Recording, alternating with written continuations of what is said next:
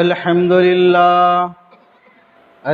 لله نحمده ونستعينه ونستغفره ونؤمن به ونتوكل عليه ونعوذ بالله من شرور أنفسنا ومن سيئات أعمالنا من يهده الله فلا مضل له ومن يضلل فلا هادي له ونشهد أن لا إله إلا الله وحده لا شريك له ونشهد أن محمدا عبده ورسوله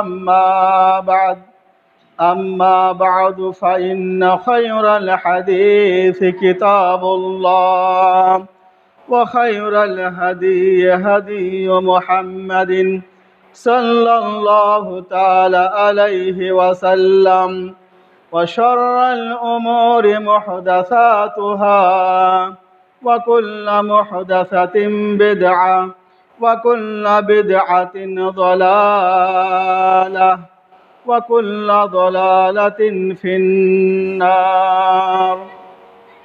أعوذ بالله من الشيطان الرجيم. بسم الله الرحمن الرحيم.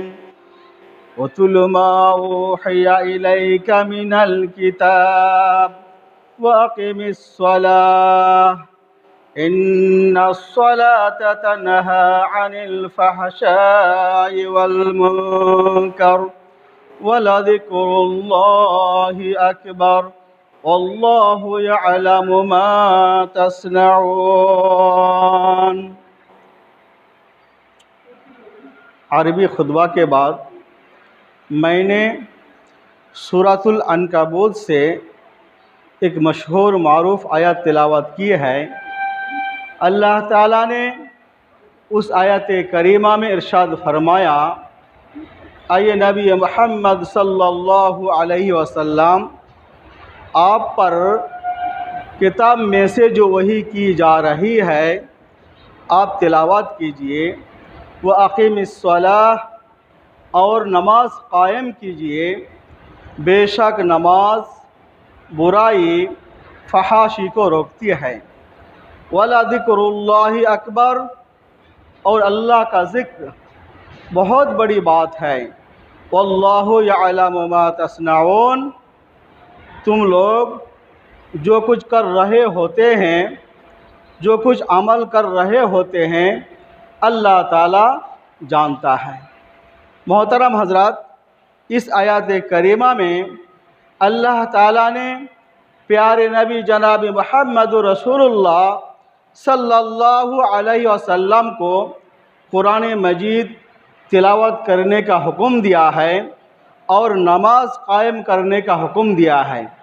آج خطبے میں انشاءاللہ نماز کی فضیلتیں، نماز کی اہمیت کے سلسلے میں گفتگو کروں گا. محترم حضرات، نماز دین اسلام کا دوسرا اہم ستون ہے اور بچوں کو سب سے پہلے عملی تربیت جو دی جاتی ہے وہ نماز ہے. نماز ایک ایسی عبادت ہے، حشر کے میدان میں، قیامت کے میدان میں اللہ تعالیٰ سب سے پہلے باز پرس کریں گے، سوال کرے گا. اللہ تعالیٰ پوچھیں گے. جناب محمد رسول اللہ صلی اللہ علیہ وسلم نے فرمایا، اول ما یحاسب بہ العبد یوم القیامہ الصلاۃ، بندوں کو سب سے پہلے جو سوال کیا جائے گا، جو برز پرس ہوگی، وہ نماز کے تعلق سے، نماز کے سلسلے میں. آئیے محترم حضرات، نماز کی کتنی فضیلتیں ہیں، کتنی اہمیات ہیں، اگر آپ سنیں گے تو حیران ہو جائیں گے کہ ایک نماز میں اللہ تعالیٰ اتنی فضیلت رکھی ہے. واللہ دیکھیے، میں کہتا ہوں اگر ہماری ایک نماز قبول ہو گئی تو ہمارا بیڑا پار ہو جائے گا. محترم حضرات، ایک مسلمان، ایک دیندار، ایک نمازی، ایک مومن کا سفر شروع ہوتا ہے اذان سے. جب اذان ہوتی ہے مؤذن صدائے توحید کا اعلان کرتا ہے تو ہم کو 3 کام کرنا ہے، چاہے ہم مسجد میں رہے، گھر میں رہے، بازار میں رہے، دکانوں میں رہے، مکانوں میں رہے، ہم کو 3 کام کرنا ہے۔ سب سے پہلا کام یہ ہے کہ اذان کا جواب دینا ہے۔ جب اذان کا جواب دیں گے اپنی زبان سے اور وہی جب دل سے اقرار کریں گے تو جناب محمد رسول اللہ صلی اللہ علیہ وسلم نے فرمایا دخل الجنہ صدقا من قلبہ دخل الجنہ۔ جو بندہ مومن اذان کا جواب دے گا تو کہاں جائے گا؟ جنت میں چلا جائے گا۔ تو اذان کے سلسلے میں یہ پہلی فضیلت ہے، سبحان اللہ۔ دوسری فضیلت یہ ہے جناب محمد رسول اللہ صلی اللہ علیہ وسلم نے فرمایا من صلی صلاۃ صلی اللہ علیہ بها عشرا، جو بندہ مجھ پر 1 مرتبہ درود پڑھے گا، مجھ پر 1 مرتبہ درود بھیجے گا، اللہ تعالیٰ اس بندہ پر 10 رحمتیں نازل کرے گا۔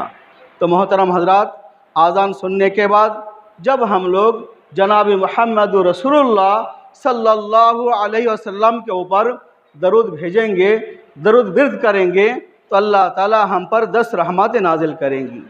اس کے بعد آئیے تیسری فضیلت، اذان کی تیسری فضیلت، اذان کا جواب دیں گے، اذان کا جواب دینے کے بعد درود پڑھیں گے، درود پڑھنے کے بعد تیسری فضیلت یہ ہے کہ اذان کی جو دعائیں ہیں اللہم رب هذه الدعوة التامة والصلاة القائمة آت محمدا الوسيلة والفضيلة وابعثه مقاما محمودا الذي وعدته۔ اذان سننے کے بعد جب ہم لوگ اس دعا کو پڑھیں گے تو کیا فضیلت ملے گی؟ جناب محمد رسول اللہ صلی اللہ علیہ وسلم نے فرمایا حلت لہ شفاعت یوم القیامہ، حشر کے میدان میں، قیامت کے میدان میں اس دعاؤں کو پڑھنے کی برکت سے میری شفاعت ان کے لیے واجب ہو جائے گی۔ سبحان اللہ۔ محترم حضرات، اللہ کے رسول کی سفارش، اللہ کی رسول کی شفاعت جس بندے کے حق میں واجب ہو جائے گی وہ بندہ جنت میں چلا جائے گا۔ تو اللہ کے رسول کی شفاعت ہم کو جنت کا مستحق بنا دے گا اور جنت کی حقدار بنا دے گا۔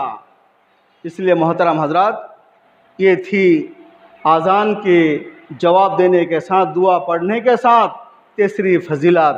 آئیے چوتھی فضیلت کے سلسلے میں ہم لوگ غور کریں۔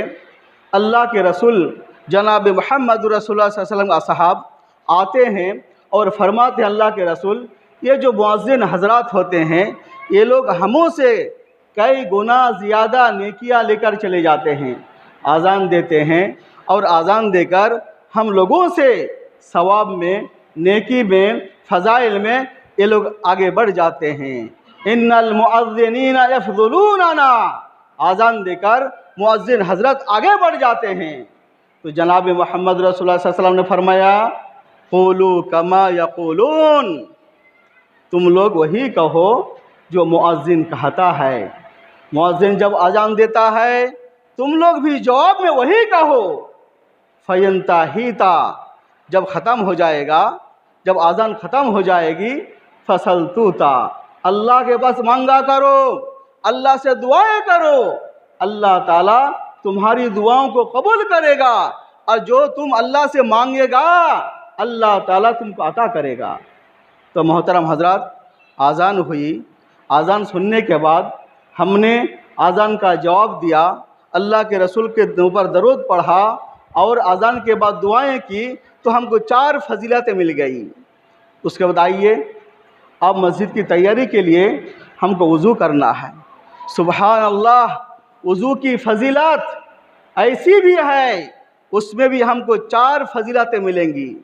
جب ہم وضو کریں گے تو جناب محمد رسول اللہ صلی اللہ علیہ وسلم نے فرمایا هل ادلکم علی ما یمحو اللہ بہن الخطایا ویرفع بہن الدرجات، کیا میں تم کو وہ نیکیاں نہیں بتاؤں، وہ ثواب، وہ راستہ میں نہیں بتاؤں جس سے تمہارے گناہیں جھر جاتے ہیں، اور ہر قدم میں اللہ تعالیٰ تمہارے درجان کو بلند کرتے ہیں۔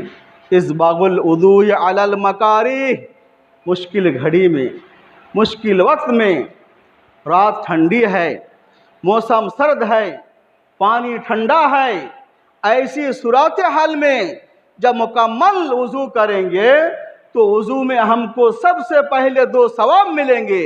ایک پہلا کیا ہے؟ ہمارے وضو کا پانی جو گرتا جائے گا، قطرے جو گریں گے، قطرے کے ساتھ، پانی کے قطرے کے ساتھ اللہ تعالی ہمارے گناہوں کو معاف کرے گا، گناہیں بھی جھڑتے چلے جائیں گے۔ اس کے بعد ہمارا درجہ بلند ہوگا۔ سبحان اللہ۔ اللہ کے رسول جناب محمد رسول اللہ صلی اللہ علیہ وسلم فرماتے ہیں، ان امتی یأتون یوم القیامہ غرا محجلین۔ وضو کی تیسری فضیلت، میرے امت کے لوگ حشر کے میدان میں، قیامت کے میدان میں جب آئیں گے، ان کے اعضائے وضو چمکتے رہیں گے۔ وضو کا پانی جہاں جہاں پہنچے گا، جہاں جہاں لگے گا، ہم ہاتھ دھوئیں گے، پاؤں دھوئیں گے، چہرہ دھوئیں گے، سر کان کا مسح کریں گے، جس کی وجہ سے حشر کے میدان میں، قیامت کے میدان میں ہمارے اعضائے وضو چمکتے رہیں گے۔ سبحان اللہ۔ تبلغ الحلیۃ من حیث ما یبلغ الوضوء، اور وضو کا پانی جہاں جہاں پہنچے گا اللہ تعالی ہم کو کنگھان زیور پہنائے گا۔ دیکھیے محترم حضرات، وضو کی تھی یہ تیسری فضیلت۔ آئیے وضو کی چوتھی فضیلت کو ہم دیکھیں۔ وضو کے بعد اشہد ان لا الہ الا اللہ وحدہ لا شریک لہ واشہد ان محمدا عبدہ ورسولہ۔ وضو کے بعد جو بندہ مومن اس دعا کو پڑھے گا تو کیا ہوگا؟ سبحان اللہ۔ اللہ کے رسول جناب محمد رسول اللہ صلی اللہ علیہ وسلم فرماتے ہیں، فتحت لہ ابواب الجنت الثمانیہ۔ اس بندہ کے لیے، اس آدمی کے لیے اللہ تعالی جنت کے 8 دروازے کھول دیں گے۔ سبحان اللہ، کتنی بڑی فضیلت ہے۔ حضرات، جب ہم وضو میں جائیں گے، وضو کریں گے، شعوری طور پر وضو کریں اور وضو کی فضیلت کو حاصل کریں۔ جس طرح آذان نے ہماری جھولی میں 4 فضیلتیں ڈالی تھی، اسی طرح وضو بھی ہماری جھولی میں 4 فضیلتیں ڈالا ہے۔ آئیے محترم حضرات، اب ہم وضو مکمل ہونے کے بعد مسجد کی طرف کوچ کریں گے، سفر کریں گے۔ سبحان اللہ۔ جب مسجد کی طرف آئیں گے اس سلسلے میں کتنا ثواب ہے؟ جناب محمد رسول اللہ صلی اللہ علیہ وسلم نے فرمایا، وَكَثْرَةُ الْخُطَىٰ إِلَى الْمَسَاجِدِ۔ جب مسجد کی طرف چل کر آئیں گے تو ہر قدم میں اللہ تعالی ہم کو ایک نیکی عطا کرے گا، اور ہر قدم میں اللہ تعالی ہمارا ایک ایک گناہ کو معاف کر دے گا۔ سبحان اللہ۔ اور آگے بڑھیے، جناب محمد رسول اللہ صلی اللہ علیہ وسلم نے فرمایا، بشر المشائین فی الظلم بنور تام یوم القیامہ۔ کتنی پیاری حدیث ہے۔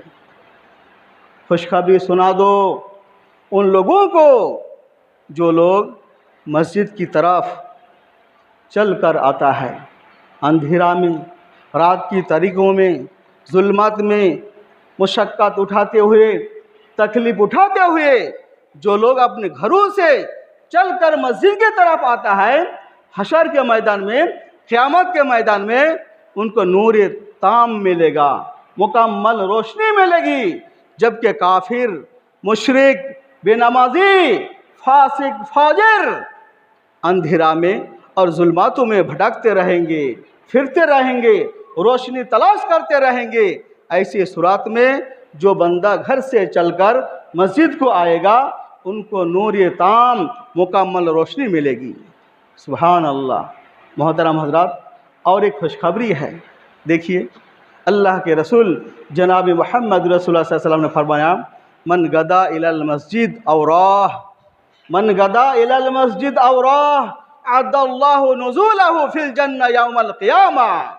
جو بندہ مسجد کی طرف صبح و شام آئے گا، صبح سے لے کر شام تک اور شام سے لے کر صبح تک، تو حشر کے میدان میں اور جنت میں اللہ تعالیٰ ان کی مہمان نوازی کرے گا۔ محترم حضرات، مہمان نوازی کون کرے گا؟ اللہ تعالیٰ۔ تو گویا کہ ہم اللہ کے مہمان ہوں گے، اللہ ہمارا میزبان ہوگا۔ کتنی بڑی فضیلت ہے۔ دیکھیے، مسجد کے دروازہ میں ہم لوگ آ چکے ہیں، اس دعاؤں کو بھی نہیں بھولنا چاہیے۔ اللہم افتح لی ابواب رحمتک، اے اللہ تو تیرے رحمت کے دروازے ہمارے لیے کھول دے۔ کتنی پیاری بات ہے محترم حضرات۔ اور آگے بڑھیے، جب ہم مسجد میں داخل ہوتے ہیں تو چاہیے کہ سب سے پہلے جب ہم آتے ہیں پہلی صف کا رخ کرے، پہلی صف کی پابندی کرے۔ پہلی صف کی مانند، پہلی صف کی فضیلت بہت بڑی فضیلت ہے۔ سبحان اللہ، اللہ کے رسول، اللہ کے فرشتے پہلی صف والوں پر رحم کی دعائیں کرتے ہیں، اور پہلی صف فرشتوں اور ملائکہ کی صف کی جیسا ہے۔ اس لیے محترم حضرات، جب مسجد میں داخل ہوں گے یہ کوشش کرے پہلی صف کی پابندی کرنے کے لیے۔ بعض حضرات کو دیکھیں گے مسجد میں تو آئیں گے لیکن سب سے پہلے ایک کونا کو تلاش کرنے کی کوشش کریں گے، ایک کونے میں جا کے بیٹھ جائیں گے، چوتھی، پانچویں، چھٹی صف میں بیٹھ جائیں گے۔ ایسا نہیں ہونا چاہیے۔ محترم حضرات، میں نے سنت ادا کر لی، سنت میں نے پڑھ لی، اور سنت ادا کرنے کے بعد میں انتظار میں ہوں، میں انتظار میں ہوں فرض نماز کا، تو ہم کو کیا فضیلتیں ملے گی؟ فرمایا جناب محمد رسول اللہ صلی اللہ علیہ وسلم، لا یزال الرجل فی صلاته مکانت الصلاۃ تحبسو۔ کوئی بندہ سنت ادا کرنے کے بعد، نماز ادا کرنے کے بعد وہ انتظار میں بیٹھا ہے فرض نماز کا، تو گویا کہ وہ نماز کا انتظار کرنا گویا کہ نماز کے حکم میں ہے۔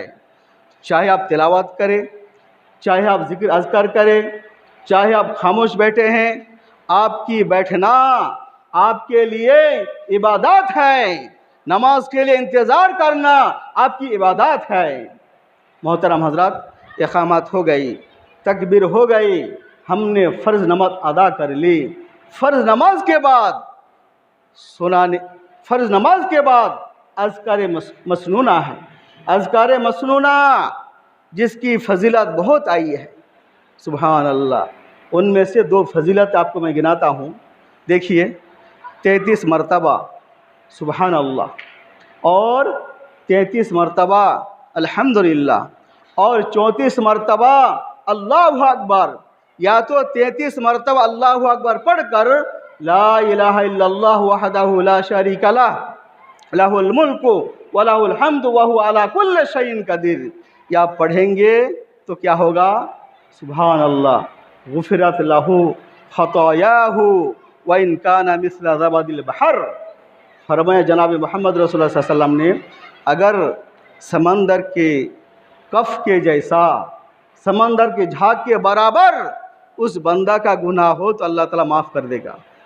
سبحان اللہ، کتنی بڑی فضیلت ہے۔ دیکھیے، اور آگے چلیے، آیت الکرسی ہے۔ اللہ کے رسول جناب محمد رسول اللہ صلی اللہ علیہ وسلم نے فرمایا، جو بندہ فرض نماز کے بعد اذکار میں آیت الکرسی کی تلاوت کرے گا، آیت الکرسی کی پابندی کرے گا، اس کو پڑھے گا، تو رسول اللہ صلی اللہ علیہ وسلم نے فرمایا لم یمنعہ من دخول الجنہ الا ان یموت، اس بندہ کو جنت میں داخل ہونے سے کوئی نہیں روک سکتا، کوئی چیز رکاوٹ بن نہیں سکتی۔ صرف رکاوٹ اگر ہے تو موت ہے، موت ہو گئی، دنیا چھوڑ دیے، سیدھا جنت میں چلا جائے گا۔ سبحان اللہ۔ محترم حضرات، چلیے، ہم نے اذکار میں بیٹھے ہیں، اللہ سے دعائیں کر رہے ہیں، تو کیا فضیلت ہے؟ دیکھیے، جب ہم اپنی جگہ میں بیٹھے رہیں گے تو ملائکہ، فرشتے ہمارے لیے دعائیں کریں گے، اللہم اغفر لہ وارحمہ، اے اللہ تو اس بندہ کو معاف کر دیجئے، اے اللہ تو اس کی مغفرت فرما۔ تو چاہیے محترم حضرات کہ نماز کے بعد ہم اذکار میں بیٹھیں گے نماز کے بعد ہم دعائیں میں بیٹھیں گے تو اللہ کے فرشتے ہمارے لیے مغفرت کی رحمت کی دعائیں کرتے رہیں گے۔ اس میں پہلی تفسیر یہ ہے کہ جہاں پر سلام پھریں گے وہیں بیٹھے رہیں گے تو بھی دعائیں کریں گے ہمارے لیے۔ دوسری تفسیر یہ ہے اگر ہم نے جہاں پر سلام پھرا یا فرض نماز ادا کی وہاں سے ہٹ کر کہیں دوسری جگہ میں بیٹھ جائیں گے، وہاں بیٹھے رہیں گے تو بھی اللہ تعالیٰ کے فرشتے اور ملائکہ ہمارے لیے رحمت کی دعائیں کریں گے، مغفرت کی دعائیں کریں گے۔ اور یہ دوسری تفسیر راجح ہے، سب سے اولا اور افضل ہے۔ جب تک حدث لاحق نہ ہو جائے، ہمارا وضو نہ ٹوٹ جائے، یا تو ہم مسجد سے نہ نکل جائے۔ محترم حضرات، چلیے ہم نے مسجد سے نکل گیا، ہم جا رہے ہیں تو ہمارا جانا بھی مسجد سے گھر کی طرف لوٹنا بھی ہمارے لیے مبارک ہے۔ سبحان اللہ، جس طرح آتے ہوئے ایک ایک قدم میں ایک نیکی اور گناہوں کا معاف ہونا، اسی طرح جب تک گھروں میں نہیں پہنچیں گے اللہ تعالیٰ ہم کو ایک ایک قدم ایک نیکی عطا کرے گا اور ہمارے گناہوں کو، ہمارے رفع درجات کو اللہ تعالیٰ بڑھاتے رہے گا۔ سبحان اللہ۔ ایک صحابی تھے، کون تھے؟ ایک صحابی جس کا گھر دور تھا اور وہاں سے چل کر آتے تھے اور با جماعت نماز ادا کرتے ہوئے وہ جاتے تھے۔ تو صحابہ کرام نے کہا، اے میرے بھائی، آپ مسجد کے بازو، مسجد کے بغل میں، مسجد کے قریب گھر لے لو۔ تو صحابی رسول نے کہا، نہیں، مجھے پسند نہیں کہ میرا گھر، میرا مکان مسجد کے قریب ہوں، مجھے پسند ہے میں چل کر آؤں وہاں سے۔ سبحان اللہ۔ جب آپ نے ایسا فرمایا تو چند صحابہ کرام اللہ کے رسول کو یہ بات پہنچا دی۔ دیکھیں اللہ کے رسول، اس صحابی کو مسجد کے بغل میں، مسجد کے قریب میں گھر پسند نہیں۔ تو رسول اللہ صلی اللہ علیہ وسلم نے پوچھا، آپ کی نیت کیا ہے؟ کہا، اللہ کے رسول، میری نیت اچھی ہے، میں چاہتا ہوں وہاں سے چل کر آؤں اور ہر قدم میں ایک ایک نیکی حاصل کروں، اس لیے مجھے پسند ہے۔ تو رسول اللہ صلی اللہ علیہ وسلم نے فرمایا، قد جمع اللہ لک ذالک کلہ، اللہ تعالیٰ نے تمہارے لیے پوری خیر اور ثواب کو جمع کر دیا ہے۔ محترم حضرات، میں نے جتنی رحمتیں، جتنی مغفراتیں، جتنی دعائیں میں نے گنائی، یہ ایک نماز کی ہے۔ سبحان اللہ، ہم کو ایک نماز میں جنت مل گئی، ہماری مغفرت ہو گئی، ہم کو رحمت مل گئی، ہم کو فرشتوں کی دعائیں مل گئی ایک ہی نماز میں۔ اگر زندگی بھر نماز پڑھتے جائیں گے، نماز کو قائم کرتے جائیں گے تو ہماری زندگی کا بیڑا پار ہو جائے گا۔ محترم حضرات، سبحان اللہ، آج پہلی صف کی اور تکبیر تحریمہ کی پابندی کرنے کے لیے ہم کو نہیں ہوتا۔ اس کی عظیم خوشخبری ہے، ایسی خوشخبری ہے آپ اگر سنیں گے تو حیران ہو جائیں گے۔ اللہ کے رسول جناب محمد رسول اللہ صلی اللہ علیہ وسلم نے فرمایا، جو بندہ مومن 40 دن تک تکبیر تحریمہ کی پابندی کرے گا تو کیا ہوگا ان کے لیے؟ کتبت لہ برأتان، برأت من النفاق و برأت من النار۔ اللہ تعالیٰ ان کے لیے 2 برات کو لکھ دے گا۔ پہلی برات کیا ہے؟ ان کے اندر نفاق نہیں ہوگا۔ 40 دن تکبیر تحریمہ کی جو بندہ پابندی کرے گا ان کے اندر نفاق نہیں ہوگا، وہ کبھی بھی منافق نہیں ہو سکتا۔ دوسرا کیا ہے؟ دوسری برات کیا ہے؟ وَعِتْقٌ مِّنَ النَّارِ، اور وہ بندہ جہنم سے چھٹکارا ہو جائے گا، کبھی بھی وہ جنت میں نہیں جائے گا۔ سبحان اللہ۔ محترم حضرات، تقریباً چند سال پہلے مسجد نبوی سے ایک مصلی کا ویڈیو آئی تھی، جو انہوں نے 1 دن نہیں، 2 دن نہیں، 1 مہینہ نہیں، 2 مہینہ نہیں، 1 سال نہیں، 2 سال نہیں، بلکہ 40 سال مسجد نبوی میں پہلی صف میں تکبیر تحریمہ کے ساتھ انہوں نے نماز ادا کی۔ سبحان اللہ۔ تو کہنے کا مقصد یہ ہے کہ محترم، نماز کی فضیلتیں، نماز کی نیکیاں، نماز کے ثواب بہت ہیں۔ اگر نیک نیاتی کے ساتھ، اخلاص نیات کے ساتھ، دینداری کے ساتھ، امانات کے ساتھ اگر ہم ادا کریں گے، قائم کریں گے، تو انشاءاللہ ہم لوگ جنت کے مستحق بن جائیں گے، جنت میں چلے جائیں گے۔ اللہ تعالیٰ سے دعا ہے کہ اللہ تعالیٰ ہم لوگوں کو 5 اوقات کی نماز کو پابندی سے ادا کرنے کی توفیق عطا فرمائے۔ السلام علیکم ورحمۃ اللہ۔